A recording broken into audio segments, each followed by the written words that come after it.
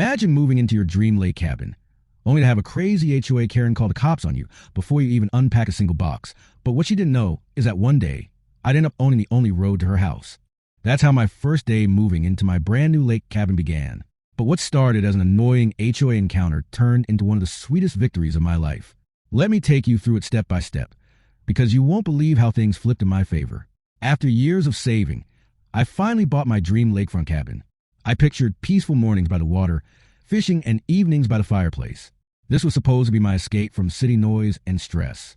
But the very first day, while I was unloading boxes from my truck, a woman came storming out of her house across the street. She didn't introduce herself, didn't even say hello. Instead, she started barking at me like I was trespassing. "Excuse me, you can't move in here without HOA approval. This is a private community and we have rules."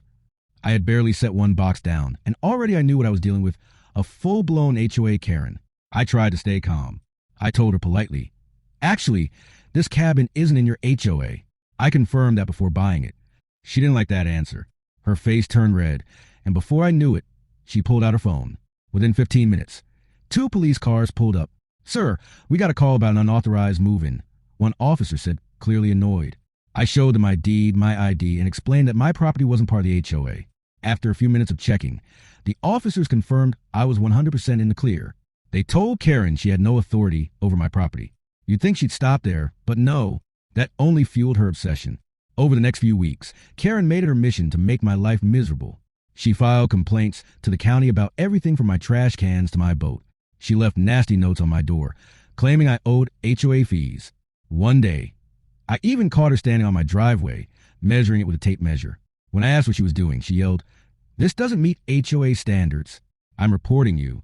I laughed and reminded her, again, that I wasn't under her HOA.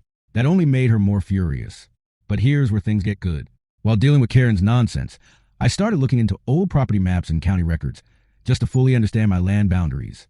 That's when I discovered something shocking.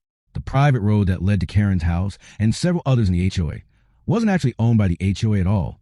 It was still deeded to the original developer, who had gone bankrupt years ago, meaning the road was technically up for grabs. So I called my lawyer and asked, "Can I buy it?" After some research, the answer was yes.